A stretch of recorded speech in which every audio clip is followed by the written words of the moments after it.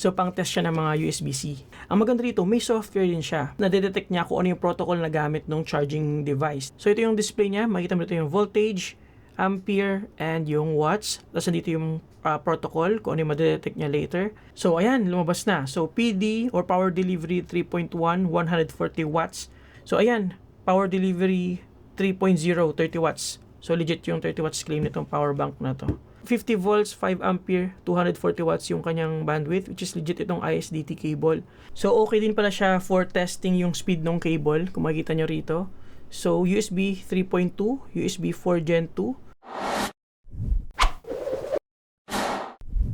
Hi guys, so another day, another unscripted unboxing series. So we have another package na bubuksan ngayon. Sabi ko nga sa inyo, pag may mga bagong package na darating, as much as possible gusto kong i-share agad sa inyo para ma-share ko sa inyo yung excitement ko. Okay? This is from Amazon. This is one of the tools na in-order ko para sa mga future power station and power bank reviews natin. Okay? So this is the Power Z KM003C Portable USB-C Fast Charging Tester. So, pang-test siya ng mga USB-C. Ayun o. So, nagkakahalaga to ng $109 or roughly around 5 to 6,000.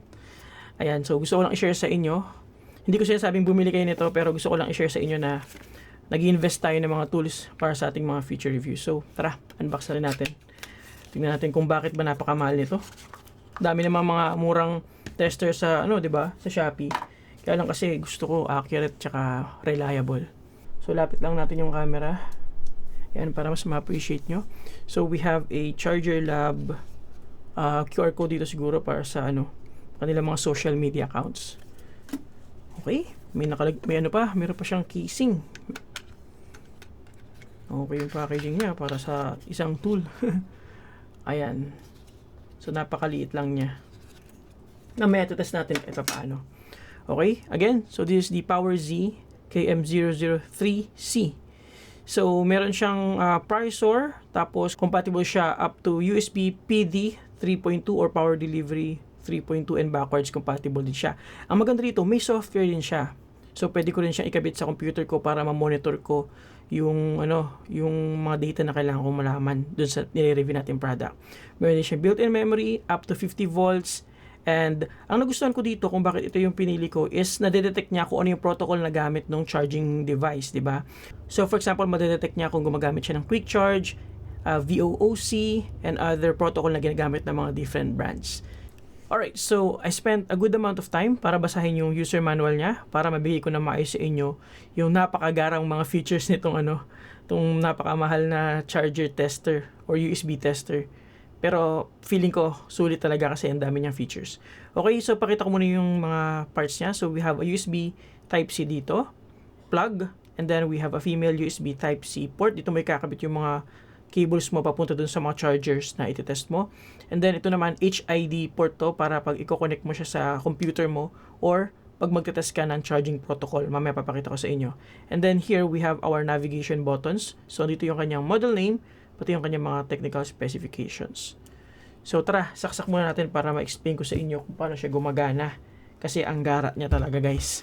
So, kabit muna pala natin siya sa power bank para makita nyo yung display and other features na i-explain ko rin sa inyo.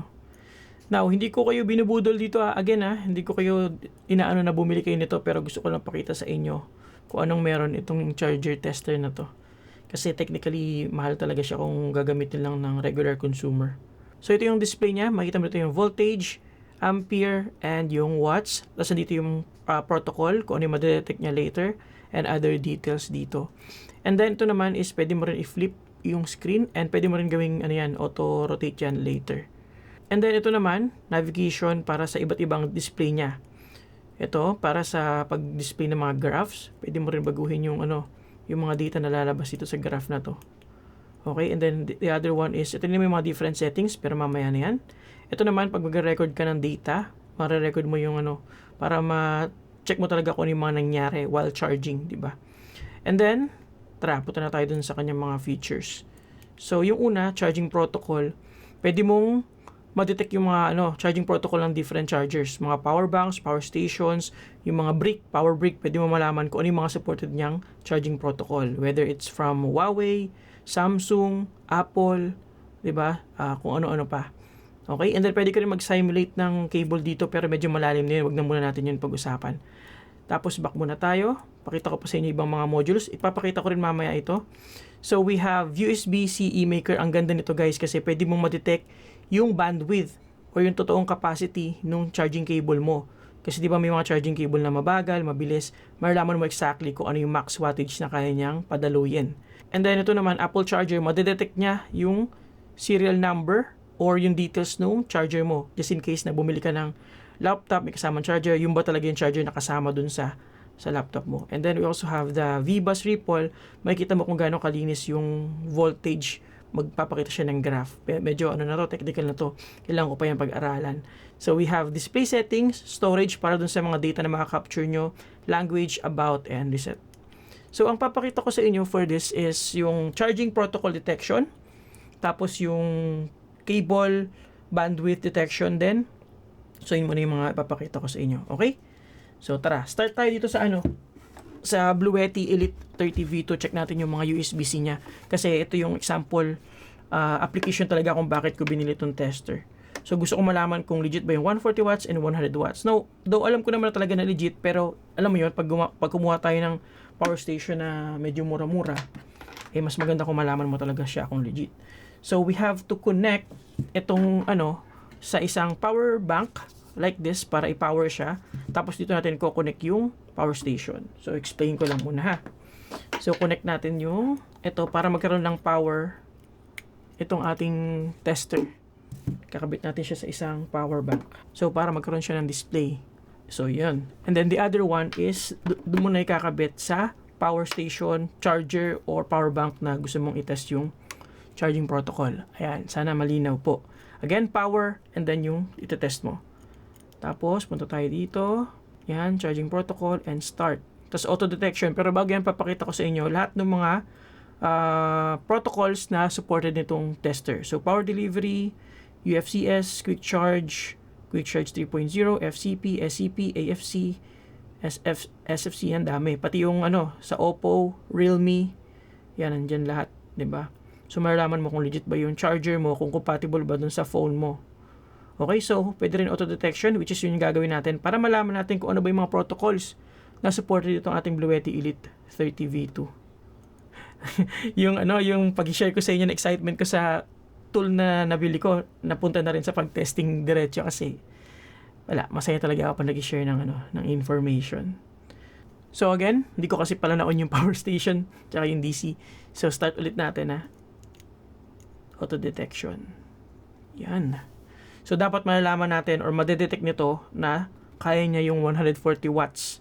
So ayan, lumabas na. So PD or power delivery 3.1, 140 watts. Tama nga, legit. And ito pa yung mga other protocols na supported nitong ating USB-C port. And then pwede mo pa siyang pindutin dito para makita mo lahat pa ng mga details. Ayan o. Okay. So, test din natin tong kabila. Syempre, for good measure. So, ito naman, 100 watts. So, dapat malaman din natin or lalabas din siya na 100 watts. And then, we'll test a couple more power banks na meron ako dito. Just for good measure lang, di ba?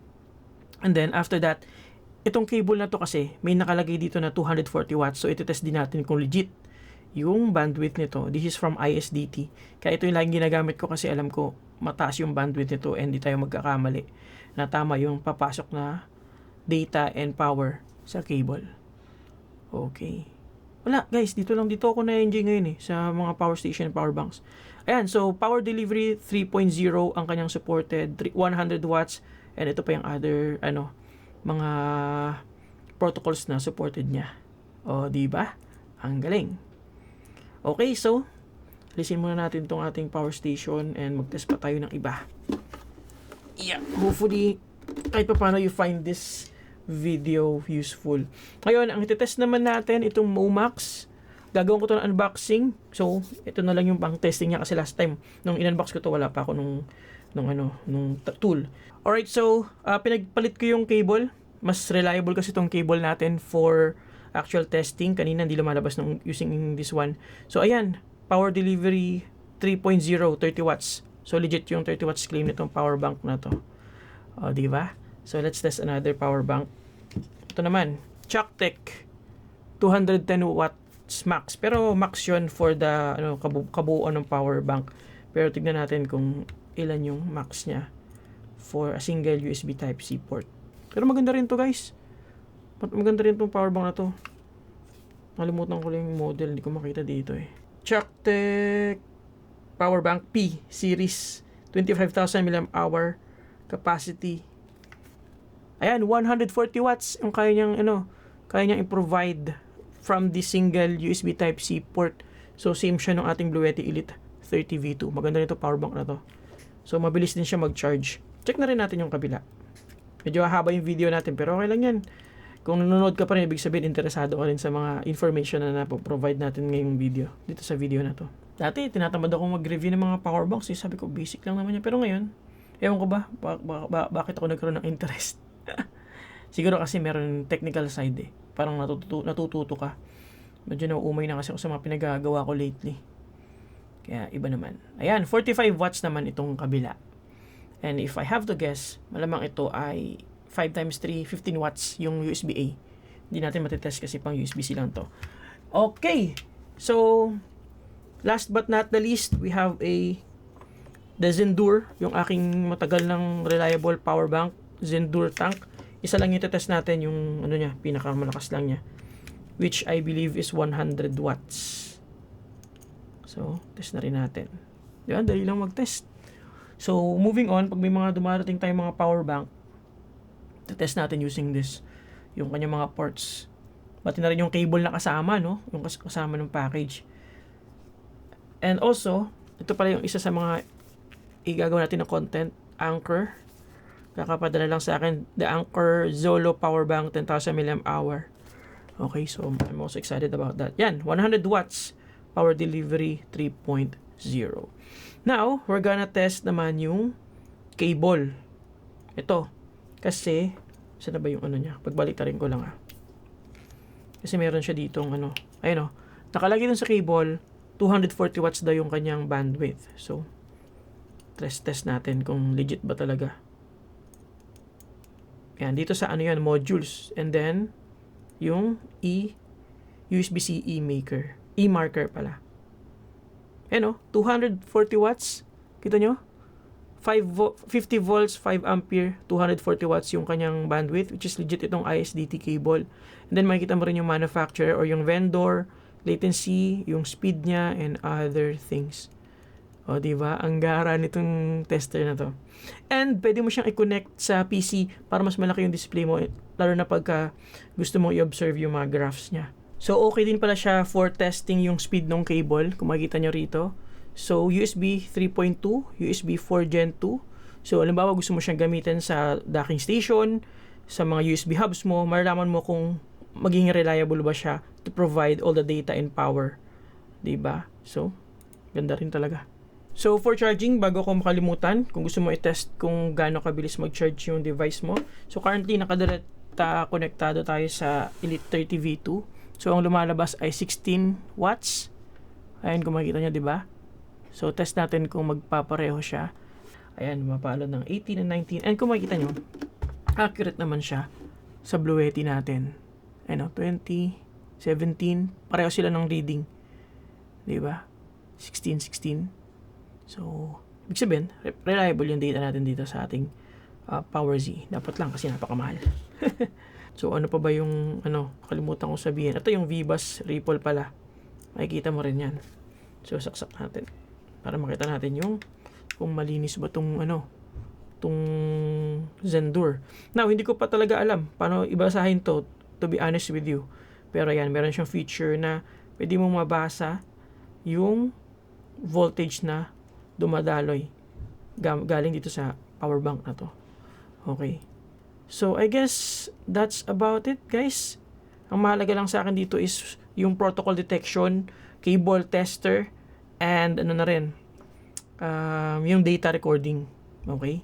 So, again, di ko kayo inainganyo bumili nito, guys. Sinashare ko lang talaga sa inyo just for idea lang about the Charger Lab PowerZ charger tester. So, thank you for watching and see you on the next unscripted video.